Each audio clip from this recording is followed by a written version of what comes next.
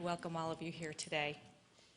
2017 is the Jackson Center's 16th year of promoting liberty under law through the examination of the life and work of U.S. Supreme Court Justice Robert H. Jackson and its relevance to current events and issues. The work we do is quite varied. We develop and present educational programs and exhibits for the entire spectrum of ages. We facilitate research, we provide college internships, and much, much more.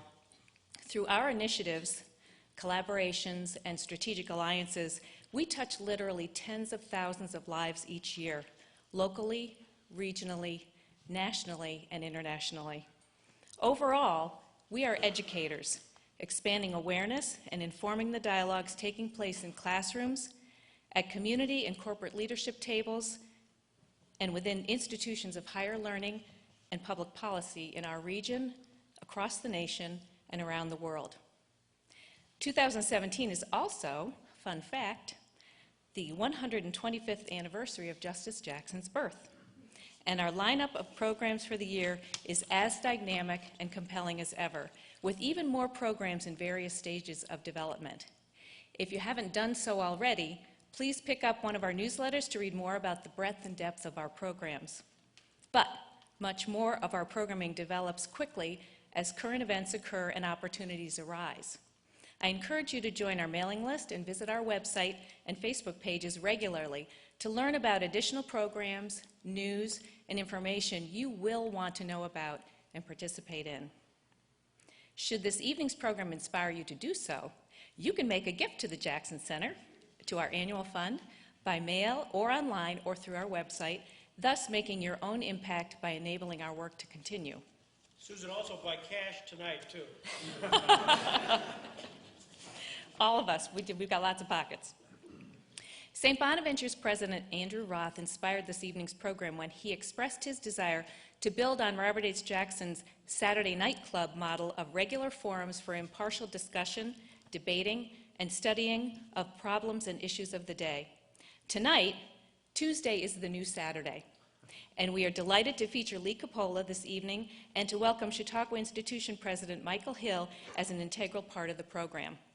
This program fits squarely with our mission to engage, educate, and inspire the largest audience possible on issues and challenges faced locally, regionally, nationally, and internationally, and with the goals of our strategic affiliation with St. Bonaventure. Please help me thank St. Bonaventure University for sponsoring tonight's program and welcome the university's representatives here with us this evening. We have Andrew Roth, President, Joe Zimmer, Provost and Vice President for Academic Affairs, Dean Pauline Hoffman, the School of Communication, Tom Buttafaro, Director of Board, Community and Government Relations, Sandra Hansen of the Admissions Office, Professors Denny Wilkins, David Kasnoff, Mary Hamilton, and Carol McNall, and we also have Kathy Bozer, I think I'm pronouncing that correctly, from the School of Communications. Please help me thank everyone for coming.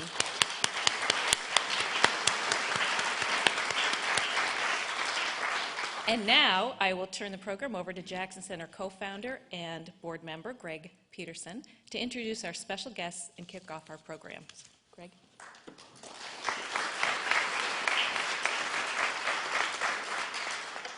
I have no idea from my perspective so much talent that's out here tonight in so many varied disciplines.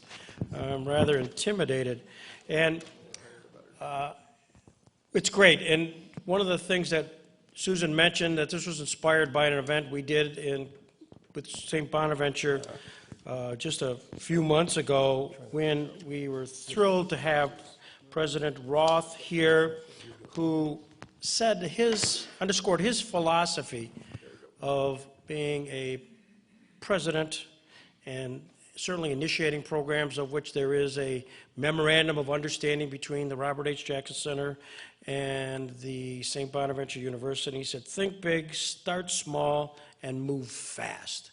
And I appreciate that, because I think without ever being able to articulate that, that's how we've been operating here for the last 15 years. of having programs like this evening, which are timely topics for the community, involving actors who have played integral roles in the subject matter, and certainly with regards to the media and its relationship with the public at large, with the president specifically. Think about it.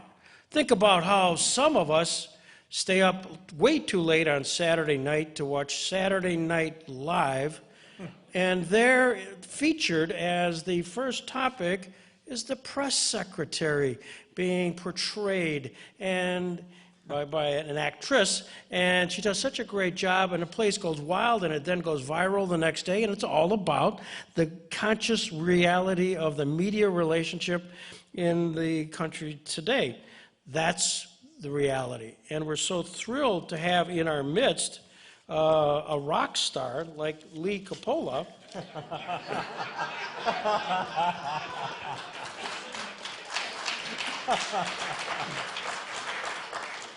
Those are his words.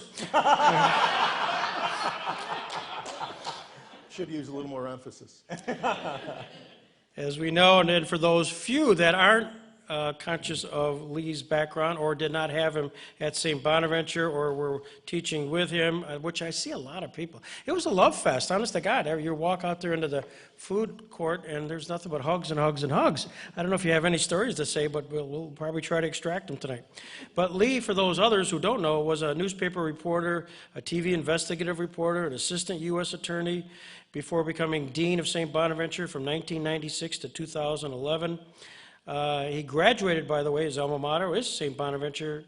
He graduated in 1964.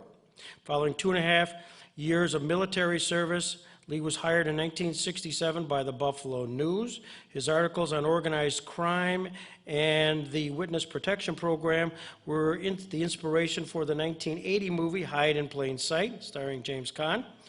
And Lee left the newspaper after 16 years to pursue a career as a TV journalist. And boy, for those in Western New York, probably what you didn't want to have is Lee Coppola knocking on your door.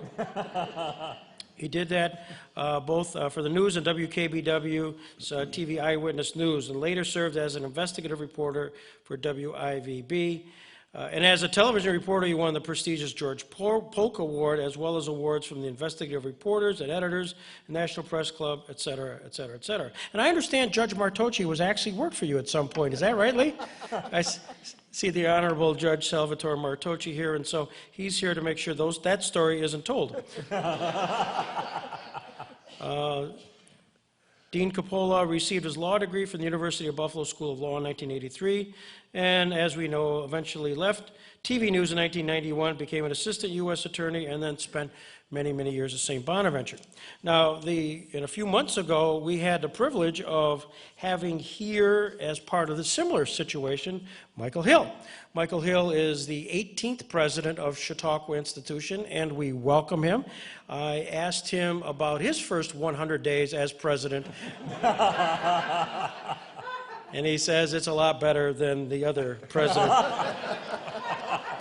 I'm not...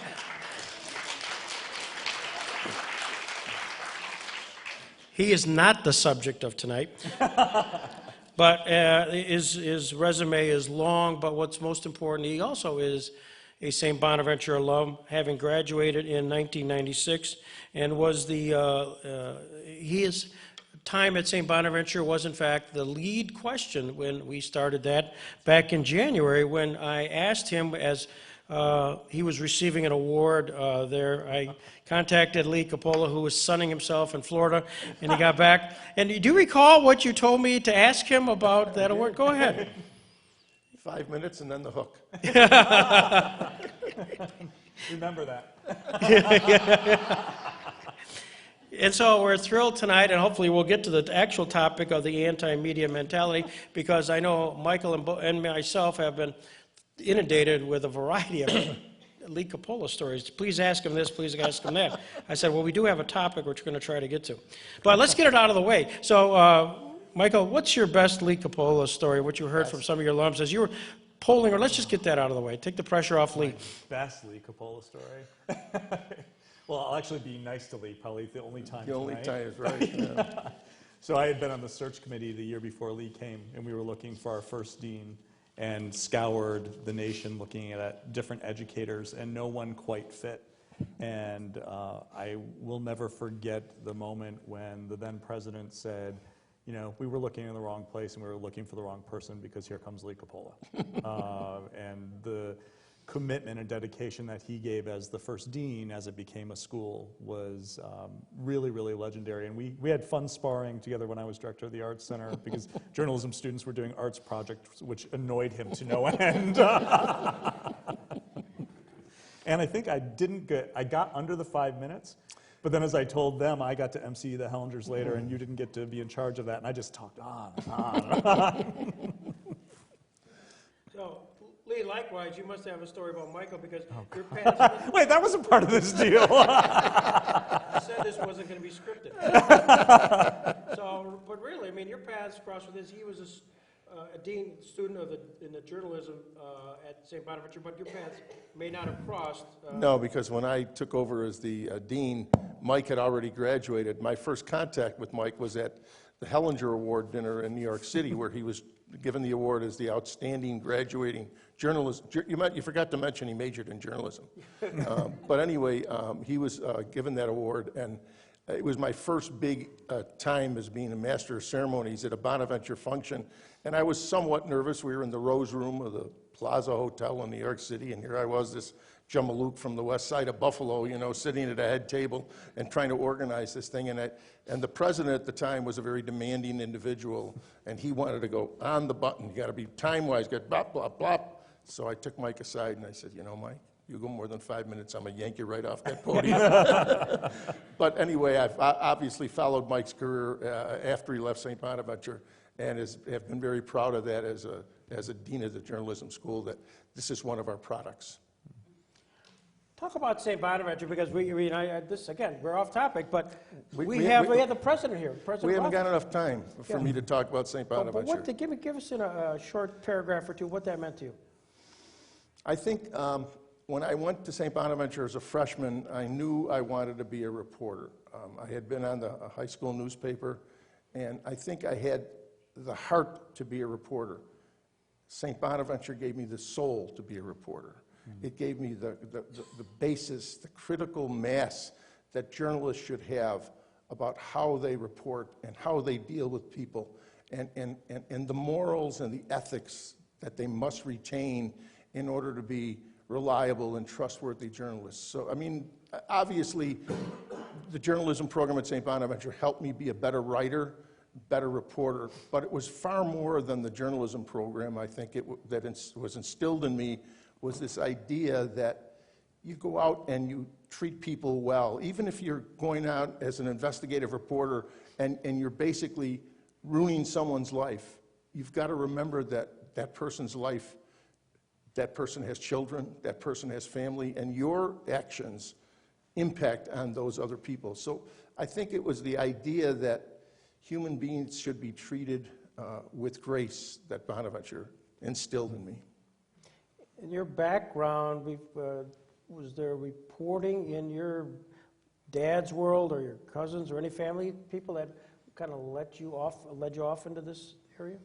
Well, I tell the story that a lot of fathers taught their sons how to build things. My father taught me how to read a racing form. So journalistically, I was reading the Armstrong sheets when I was growing up. And I guess I really have been a journalist since I was 7 years old. I used to deliver the Courier Express every morning, helping my brother on his route. So I think it's been in my blood for some reason. I can remember, you know, because we would get the papers early, I can remember sitting there and reading only the sports pages, but wanting to read. And as I used to tell my students, I would read anything. You know, I would sit and have breakfast and I'd read the cereal box. You just have to read. You have to absorb. You have to gain knowledge. Mike, as you're a journalism guy, and what was his reputation like at Bonaventure? Well, again, I had a couple different experiences of Lee. One was not really as his student. I mean, I had my first experience in New York City where I thought, who's this guy? But then to be a colleague of Lee's when I was running the Art Center allowed me to see up close how his students interacted with him.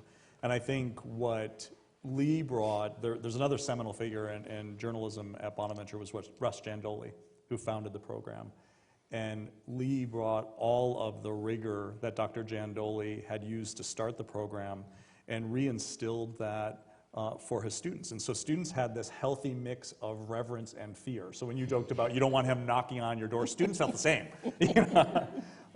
But Lee, I think, brought the education that he got and the love for his students and the belief, as Dr. Jandoli would say, you know, because of course you graded paper and pen in those days or marker, you know, the more red on your paper, the more I love you. And that certainly was the philosophy he brought and was exacting in that way. And students, we talked, several students sent in questions for you tonight, but the universal underlying thread was just the love and commitment that he had. Give us your first one. Well, so actually my first question is not from one of your students, but from the editor-in-chief of Time Magazine, who I was with. She's a Chautauquan, Nancy Gibbs. Ah, yes. And we were talking about... I read her magazine faithfully. Good. Well, they're looking for a buyer. Nancy, you'll be thrilled. First, I have to give it to the Jackson Center. After that, and Chautauqua. But Time famously, in the context of all the fake news controversy, asked the provocative question, is the truth dead? What do you think? I read about it. There was a cover story, is the truth dead? No, the truth is not dead. The truth is out there. It just has to be found. and solid, good journalism will find the truth. So I don't think the truth is dead. I think it's being massaged and maneuvered by people in power, but it's certainly not dead. And I think as a follow-up to that, one of your students asked, this is from Lisa Ropey, who I didn't know, said, I'd love to hear his thoughts on how St. Bonaventure and other communication schools can educate journalism students on fake news, how to double-check sources, how to be more media literate, and how to explore and guard against their own bias. All those things. What she said. I mean, really, basically, fake news is nothing but inaccurate news. And the job of a journalist is to find accurate information and accurate facts.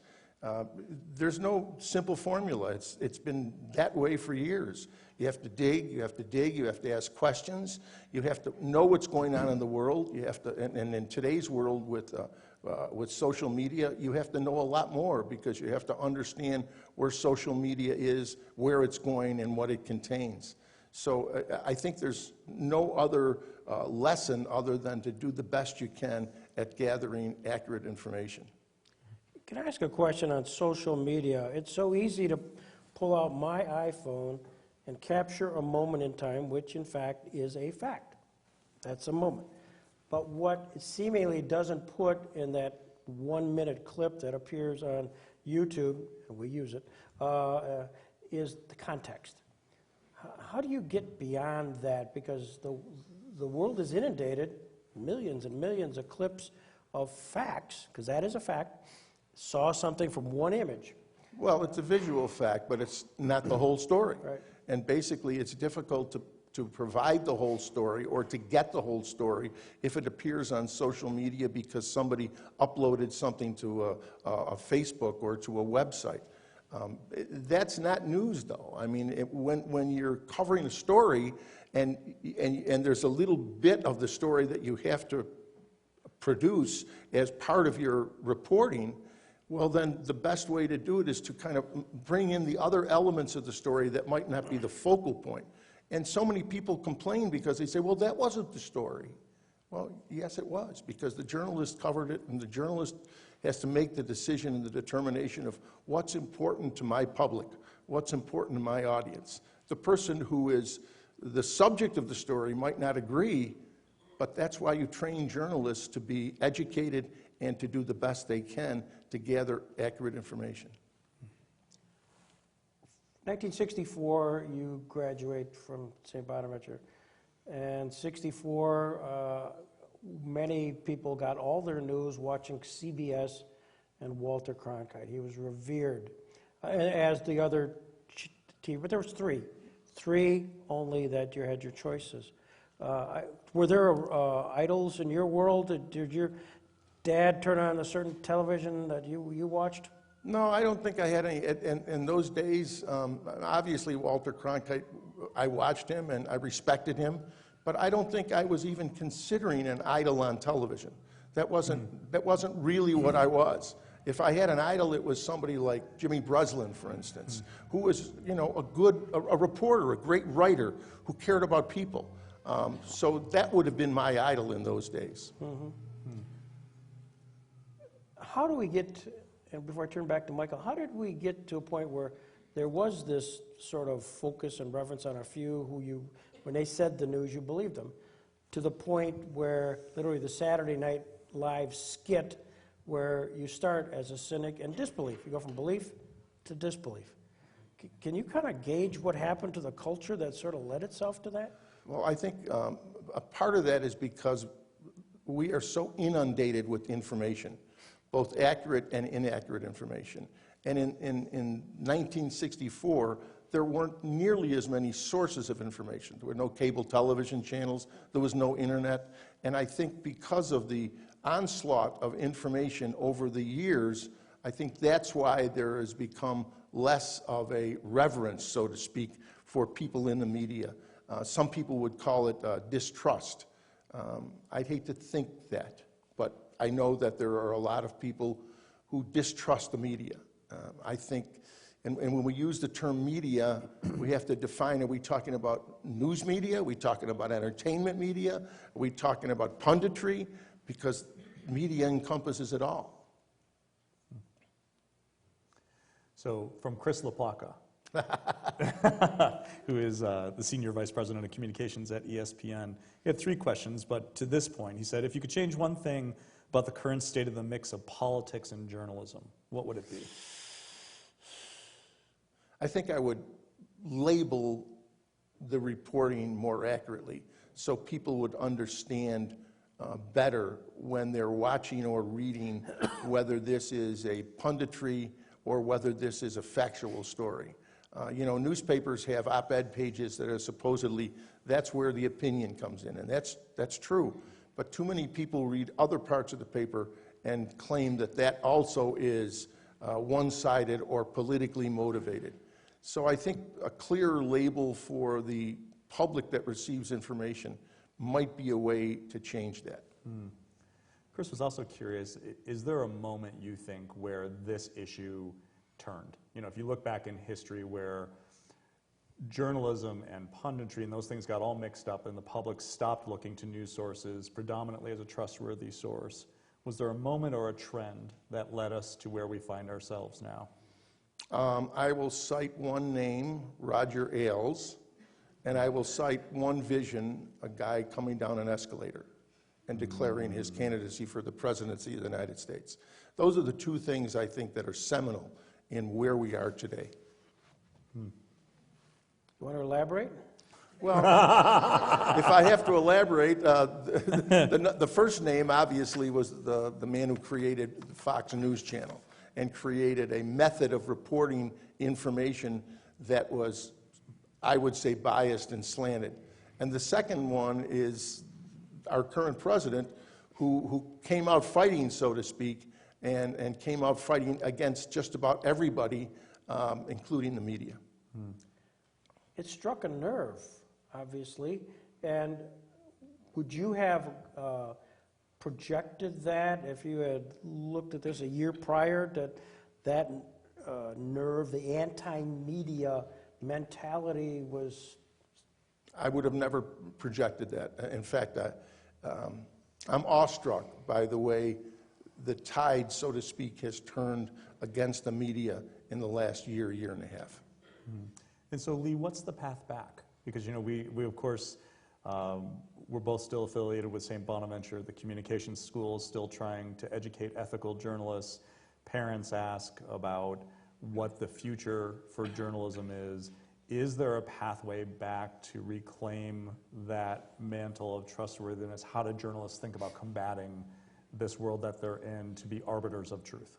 Well, I think those who distrust the media and perpetuate the distrust of the media are a good reason and a good pathway back, because they're forcing journalists to do a better job. they're forcing journalists to be far more trustworthy, to be far more accurate in what they report. Because if you report something inaccurately, those people who distrust the media are going to point that as an example, and then that distrust kind of waffles and ripples out to the rest of the base that distrust the media. So I think the pathway back is just to do the best possible job. And I think the pathway back is because of this anti-media sentiment that is coming out of various areas, especially Washington. I think that's promoting people to want to become journalists. I think that major news outlets are hiring more people because they feel they have to cover the news in a better fashion. And hopefully, hopefully students are recognizing that we in this democratic society need responsible journalists and will apply to journalism programs and become solid journalists for the future. What does the world of blogging do for responsible journalists? Anybody, everybody here gets on Facebook, they got an opinion, they blast it out, they get a response, they're communicating with some public, and that's, you know, it's noise. It's a lot of noise. Well, it is a lot of noise in some ways, but it's also an amplification of what, and I'm speaking of journalists who blog. It allows them to amplify that which they could not report in whatever medium they work for. That's one way to do it. But people have to understand when they go on social media and they read a blog, they have to understand where that blogger is coming from, what that blogger's message is, but what's the route that blogger is taking, and why is this blogger writing this? But you can rely on certain bloggers to be accurate in what they're reporting, and maybe to follow the views that they have. You know, I would say that things like the Buffalo News has a My View column. That's kind of like a blog. People write what they feel, and the news publishes it, but it's not on the internet. I would ask Dr. Wilkins, because he's a great blogger. He blogs, and so do a lot of the professors at St. Bonaventure. It's a way to get feelings and emotions and ideas across because there is no other medium to do it. Well, the medium's interesting, and you've hit on some of this. You know, we're entering a digital age, and certainly as I was talking to Nancy and others, the question about where print media shows up in the sale of Time, the fact that Time magazine has been on the sales block and they can't find a buyer. And then you have someone like Jeff Bezos who comes into the Washington Post, does that which is counter to most business people's predictions, invests a ton of money, the Washington Post is climbing out. But it's a volatile environment for traditional media. What do you think the pathway is, or what do you think the future landscape for media is? Will we start to see the death of traditional media outlets? Will we continue to see a resurgence of only digital outlets? How does that play out, do you think? I don't think you'll see a resurgence of only digital outlets. I think it's going to be a mixture of traditional journalism and digital outlets, which encompasses traditional journalism. Just because you read it on a computer doesn't mean it's an accurate story. So I think the future is basically finding a way to make money in this atmosphere, in this environment. And I think newspapers are certainly struggling with it. I don't think cable television has too much of a problem in making money, but newspapers are struggling with it because of what Greg says. You could pick up your phone and, you know, you could read something on your phone. You don't have to buy that paper that you put in front of you. You know, I kind of like the paper in front of me. I kind of like the magazine I can turn. I used to tell my students way back when I started as dean, I said, there will always be newspapers until you can take a computer to the bathroom. And guess what? You can take a computer to the bathroom easily now. But I passed by that old typewriter, and I said, that, in my heart, that's the machine. And that's what I used to tell my students. Listen, I used to report and you write stories on that machine. And you're writing on a different machine, or maybe your phone. But guess what? What I did to write on that machine and what you do to write on your machine are basically the same. They didn't change just because the way you deliver the information is changed. the way you gather the information and the way you present it hasn't changed. In your days in Buffalo, there was a hierarchy of people who probably watched what you were putting out and commented on it. There's sort of a vetting process, a filter process, I'm guessing. Today, it seems like just because of the raw numbers of individuals, reporters at a newspaper, that's not the case. And so, first of all, is that accurate? And two, what does that do for the quality of the reporting when there's not a process? I think there are still editors, and I think they do a damn good job. It's true that there's not as many reporters and not as many editors, and it's very true that they work a lot harder and have a lot more things to do. I think that because of social media and because of the need for someone, say in sports, to cover an event and to blog as the event is taking place, and then to write a story quickly for the edition of the newspaper, and then to follow up with another story for the digital edition of the newspaper, creates a burden on accurate and timely reporting and the ability to get the news and present it in a more reasonable fashion. We've got a lot of students here, and thank you for coming, by the way. But it's been written that their sort of attention span is maybe not as long as others, and no disrespect. But that just says, in many senses, you've got to get your news, your product placement, whatever message you're going to have in a short period of time. Is that a good thing? Is that we got to synthesize? I don't think that's changed from the days when I was a reporter, and your lead paragraph, if you didn't grab them in your lead paragraph, they're not going to read the second paragraph. And when I was on television, one of the things I was told is open with some natural sound, so you're attracting the viewer to stay in a siren, a bomb, somebody saying, "Oh my God," whatever. But in order to attract them, you got to grab them. And if the story's good enough, if the grab is good enough, the reader, the viewer, the listener is going to stay with it. So Greg Liccamelli would ask something. He also said, in reference to you and your wife, they are family to us in the best sense that Italians can be family. But Greg says, this weekend is the annual White House Correspondents' Dinner in Washington. During the last 5 years, some would argue the tenor of the evening has changed to glitz, glamour, and cozy access between journalists and government officials. If a journalist you taught asked if they should attend, what would you advise? Oh, man. Well, let me preface that by saying I did attend a White House Correspondents' Dinner several years ago when one of our Bonaventure journalism graduates was installed as president of the White House Correspondents Association. And he invited me to Washington, and I came back and I told my family there was a reception prior to the White House Correspondents' Dinner, and I sat there with Helen, I forgot her name now. Helen, yes, and had the most wonderful conversation. And Bill Clinton and his wife and Gore and his wife were in the room. I met them, but they didn't bother me. And then George Clooney came in. And my daughter said, "Well, Dad, did you meet George Clooney?" And I said, "Well, yeah, I met George Clooney. He's short." And she said, but you see, the whole idea of the White House Correspondents' Dinner in their eyes was, who did you meet that were famous? Journalists weren't famous. And I would say to a student, go, because as a journalist, you learn. You need to be curious. You need to absorb information. And even if there's a lot of glitz, you're absorbing the glitz and you're seeing how people, even other journalists, react to that glitz. So I would say no, do not dissuade yourself from going. Go. I had a similar experience when I went to spring training this past spring.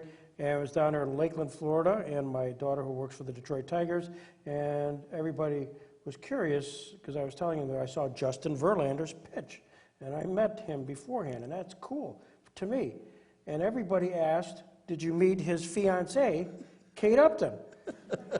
And the answer was yes. She's not small.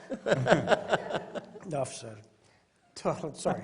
You got a better, ask a question here. Yeah, let me ask you a question, Mike. Oh, wait a minute.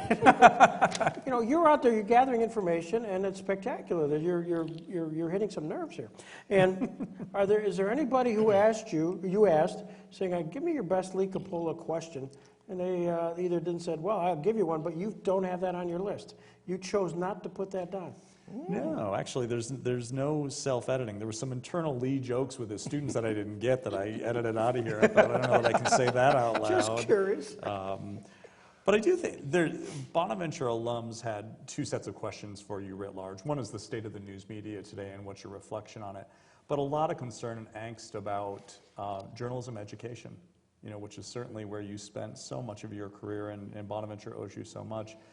It is the changing nature of journalism education. So even when I was there, we were still learning traditional press releases, traditional leads, traditional story writing. We were waxing the BV up and, you know, cutting out paper. Now it's paginated, and we've gone from an emphasis on journalism to a broader perspective on communications.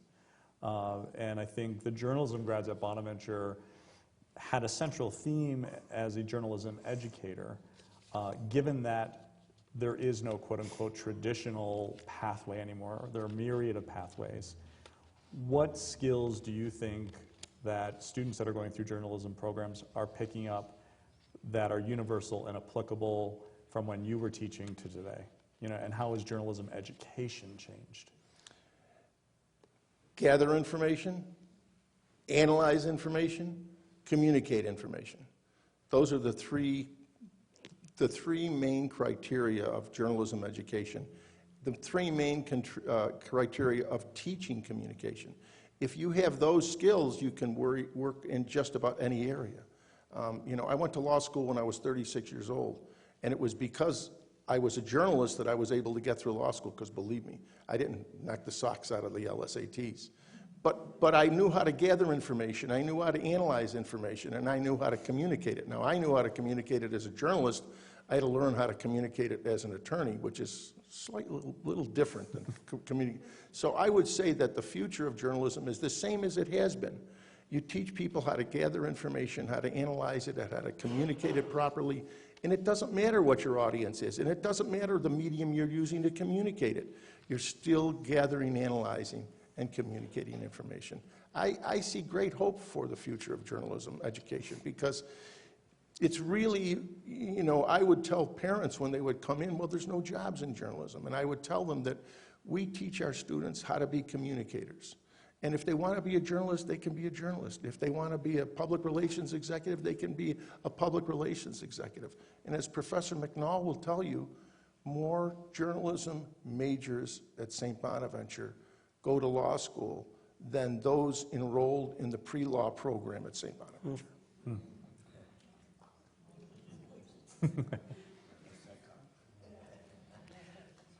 When you were a lawyer, Yes. there's that 4-year period of time you were in the U.S. Attorney's Office. By the way, who was the U.S. Attorney then? Dennis Vacco hired me, and then Pat Niemeyer took over after Vacco was bounced when Bill Clinton was elected.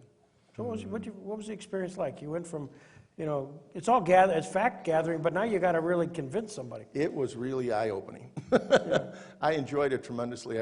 I remember one of my first cases, I had, as you said, I had covered organized crime, so I dealt with the FBI a lot when I was a reporter. And one of my first cases, the FBI agent in the case was a guy who I had tried to get information from for years, but was always closed-mouthed about what he was doing in the FBI. So I had him in the thing called the grand jury room. I mean, they gave me the code to open the door in the grand jury room, which is, you know, sacrosanct to report. You can't go in there if you're a reporter. And so I had him on the witness stand in the grand jury room, and I asked him questions about the case. And we were walking out, and I said, Steve, you finally had to answer my questions. And he looked at me and said, yeah, but you didn't know if I was telling the truth. So it was a real eye-opener. I know that we had another case about a woman who was visiting prisoners in various prisons in Western New York. And just before she would visit these prisoners would go to the commissary and draw money out of their commissary account.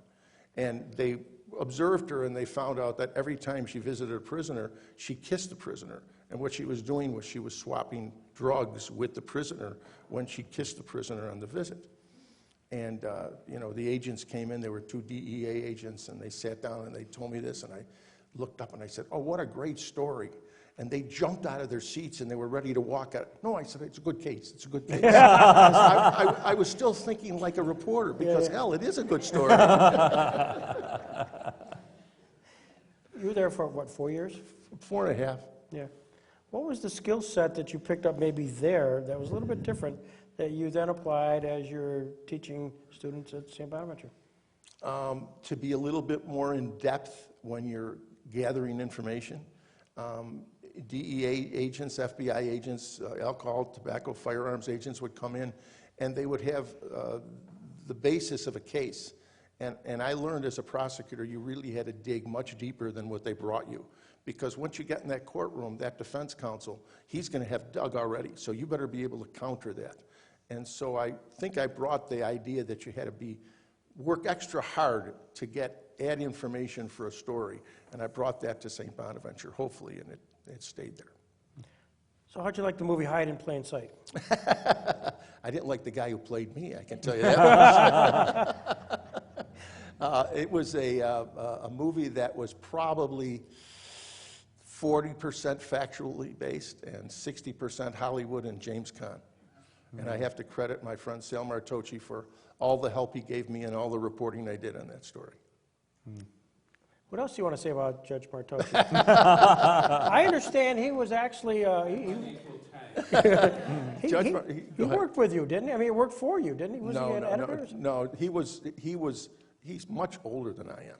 And so he was ahead of me, and we went to the same high school. He was ahead of me, and he was my first editor because he was the editor of the sports page of the Shield at Bishop Fallon High School, and I was this young reporter who wanted to work, young freshman who wanted to be a reporter, and so I worked under him. And so he's a frustrated reporter, you know. He'd really rather have been a reporter. So that's how you learned the concept with all those red marks. That's really good. He never had any red marks. Nothing like Dr. Jandoli. He was, as a freshman, the best reporter on the school newspaper. There were 2 of us. You have to brown nose the moderator. But Lee, it would be important, I think, for you to tell everybody about why you have this prejudice against this fellow who played you in the movie. Well, you know, he went to By the way, Syracuse. can we just, not everybody would know Okay. the movie Hide in Plain Sight. It's a 1980 movie, and I do, but maybe just, can you get a little background as to what the movie was about? Well, let me start by saying, as I was a reporter at the Buffalo News, and I noticed a little paragraph in the paper from our federal courthouse reporter that said a man was suing the federal government because he was trying to find out where his children were. They had been taken away by the federal government along with their father, who was an informant against the mafia and given new lives. And this man could not find his children, even though he had joint custody with his ex-wife. And I thought that was a very fascinating issue, that the government could take somebody's children away and not tell that person where his children were. And then I noticed that his attorney was Salvatore R. Martocci. I said, I know that name. And I called Sal, and he said, well, come on in. And he opened up his files to me, and I started writing about this man who was looking for his kids. And Hide in Plain Sight became a movie based on a father's search for his children who were given new identities, because there was no such thing as the witness security program when this mafia informant was given a new life and took these children with him. I think that the work of Sal Martocci and the publicity that the Hide in Plain Sight got kind of was an influence in how the government now treats informants and how they relocate families, because the children that they thought belonged to the informant really only belonged to this man who had no part in the mafia. So Hide in Plain Sight was basically that story, and it was It starred James Caan, and it was the first, I think, and only movie he ever directed, and it was filmed in Buffalo. And the person who played Sal Martocci was a much better actor than the person who played him. That's right.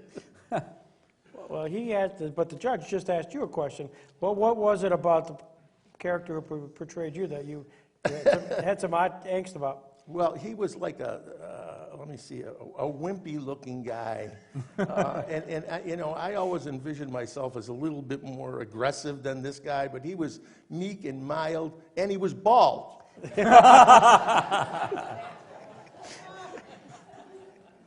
So you're watching this movie for the first time. I'm sure it's premiered in Buffalo. It did. Shays Buffalo. Yeah, the place was packed. And what was your reaction when you walked out of there? Well, one of the nice things about being the reporter who wrote the stories, which eventually became a book, which became the movie. I didn't write the book, by the way. But I saw a lot of the filming. I was allowed on the set. So I saw a lot of what was being filmed, but I never really saw how it was put together. I think we first saw it in Washington. It was premiered in Washington, and I first saw it there. And I looked at it and I said, well, it's entertainment, you know. I mean, I remember James Caan telling me we were talking about a scene in the movie, and I remember him telling me, you know, once you put music to something, you can trigger so many emotions in your audience. And he's right, because the music played a big part in how the audience reacted to what the audience saw on film. See, and this is why journalism students were doing arts projects. It was Still telling a story. It's not where you were years ago. So really, you guys conflicted a little bit when... I don't think so. No, I don't think so. no, we had a good time. We understood. I mean, hey, listen, as long as you get a job and it involves some form of communication, that's fine. Yeah. Is that the real story? No, I think that is the real story. Okay. No, I think journalists are by their very nature creative people, right? I mean, the craft of writing is an art form in and of itself, and so it's logical that they cross over to be theater or musicians or others, and certainly the cohort of students we were both fortunate enough to serve crossed over quite a bit, so it was a good deal of fun. One of the weeks at Chautauqua this summer is dealing with that subject. What is it that you may have learned from St. Bonaventure, or that is going to be kind of melded into that week? And maybe you can give a little plug towards it. Well, I mean, this is a week that Lee Coppola would love, and you better be there. Mary Hamilton's coming. I mean, so I'm just saying. So we're doing a week on media and ethics, and one of the things that I think Bonaventure does particularly well is instill in its students that it's not just about reporting the news, because there's a cheap shot, easy win if you want it, and there's probably an easier path to fame and notoriety if you want it. And as Lee has articulated, Geraldo Rivera. as Lee has articulated a lot tonight, one of the things that the Franciscan nature of Bonaventure teaches you is there's an ethical dimension to this, and being good to people is a part of it, but it's also the real true desire to pursue the elusive truth. I personally think that's to add on to what Lee said, I think that's personally why Bonaventure education still has a lot to offer, and actually may be more relevant than even when he or I were both there. But it does beg the question for journalists going through, where is the ethical barometer, and what do you think they need to most hold on to in the pressure-filled environment of what you described, right? I mean, Amy Moritz, our friend and colleague, is at the Buffalo News covering, among other things, hockey. She's tweeting about it all the way up until game time. She's doing Snapchat videos before it even starts. She's writing real live time reports and then 2 zone editions, and then gets back on Twitter to follow what people have said afterwards. How do you hold on to the ethics in that, and what would you say to journalists today about keeping an ethical compass? Well, I think even though you're pressed for work and you're pressed for time, there's still ethical considerations that you have to think about. And the basic ethical thought is, how will this story, how would what I'm doing impact on other people? Am I telling the proper story? Am I doing it the best way possible? Those are journalism concerns, but they're also ethical concerns. And what I used to tell my students is, they'd say, well, define ethics. I said, if I have to define it for you, you're not thinking about it. Because ethics, the worst thing you can do is not think about something in an ethical way. And basically that could be in a solid journalistic way, but that's ethics. Of course, your colleague Amy is reporting on the reaction of the front office of the Buffalo Sabres, but right now there's nobody to talk to at the front office of the Buffalo Sabres. What was the transition from the outside world into academia like? I remember when I was at lunch with a bunch of my journalism friends, and they kept telling me, Lee, I want to be a fly on the wall the first time you go into one of those academic meetings. I think the transition was... No offense to the faculty members in the 6th row. No, they all Jenny, sit down. They all know where I come from. I mean, it's a gentle transition. I walked into it harshly thinking that academia was like what I was doing before in a way, but it's not. And it's a much more reserved environment at times. And I think the transition, for me anyway, was somewhat difficult because I wanted to get things done right now. I mean, let's do it. And, you have to just ease into things in academia sometimes. So it was a difficult transition and hopefully one that I did successfully. You lasted 15 years. They didn't fire me, so I guess, maybe I did it successfully. Danny, you stood up. Give us your best Lee Coppola question that we're missing here tonight. Hi, boss. As you know, the number of journalists and reporters, editors in America's print newsrooms went from 56,000 in 1990 to just over 30,000 today. The number of daily newspapers has gone from 1,420 to 1,370 in 7 years. The average starting salary right out of college for a journalist is $27,000. So what can I tell one of them to persuade any of these wonderful young people to become journalists? If they care about their community, they care about their world, they care about their society, and they care about their democracy, become a journalist. You're not going to make a lot of money, but you know what? It is the most rewarding profession that I can think of. I thought it was wonderful when I was an assistant United States attorney, and people say, what do you do? I said, I put drug dealers in jail. And they say, oh, that's great. And it was. But it was far more satisfying to me as a journalist to help someone who was being crushed by authority, crushed by power, and had no place else to turn. I learned that lesson as a young reporter. I did a story about a 17-year-old boy who was fatally wounded while he was holding up a supermarket. And the supermarket was staked out because the police had a tip that it was going to be robbed. And the press release said that he had an accomplice. And the accomplice escaped, and the authorities were looking for the accomplice. After the young man who held up the supermarket died, his mother wrote me a letter. And she said, I know who the accomplice is. Everybody in our neighborhood knows who the accomplice is. I went to the local police, and they don't want to talk to me. And I went to the FBI, and they don't want to talk to me. And I went to the sheriff, and they don't want to talk to me. And I went to the district attorney's office, and they wouldn't even listen to me. And my sister said, why don't you write to the newspaper? And I thought to myself, here's a woman who exhausted all things that people would exhaust in trying to find a solution and to find a reason, and she turned to a newspaper, a journalist, to help her.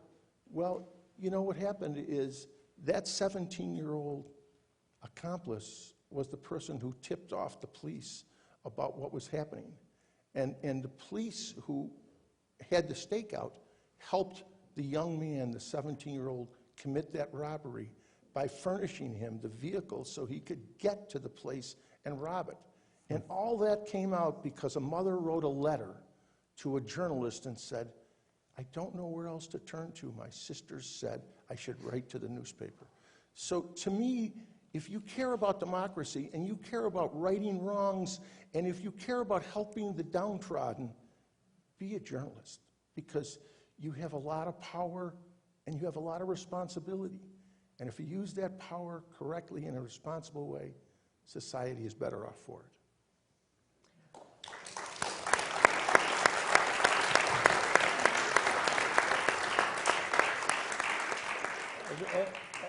Based on what you've just said, and again, maybe this is a good time to kind of draw closure, get close to closure, is you took that, what you just said, to heart when you covered the Attica prison riots.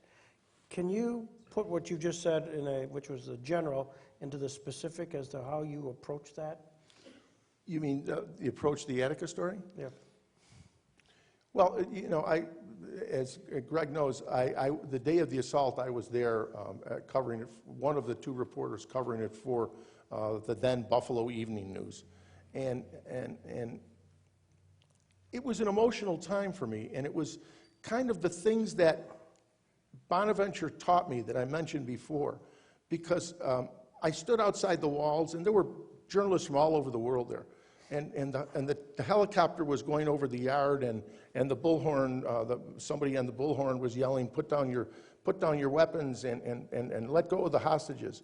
And then all of a sudden, and we could see the armed troopers and the armed correction officers and the armed sheriff deputies going in through the main gate, all heavily armed, shotguns, rifles, pistols, and then tear gas canisters came out of the helicopter and exploded in the yard where the prisoners were. And the fumes from the tear gas wafted over the wall and came down. And as it came down and descended on the reporters, the shooting started. And all I could hear was the pop, pop, pop, pop. And for 8 to 10 minutes, I'm envisioning in my head what was happening in that yard. That these guys with shotguns and rifles were shooting these prisoners willy-nilly because of the tremendous amount of noise that I kept hearing coming from those weapons. And I was crying. And I don't know if I was crying because I was envisioning what was happening on the other side of the wall, or if I was crying because the tear gas made me cry. But it was one of those emotional moments that you had to recognize that something terrible is happening on the other side of that wall. The world needs to know about it. And it can never happen again. And if journalists tell the world about what happens behind walls like Attica, then maybe Atticus won't happen again. So journalists have the power and the obligation to inform so that things that are terrible, that are tragic, might not occur again. Wow. Ladies and gentlemen, Lee Coppola.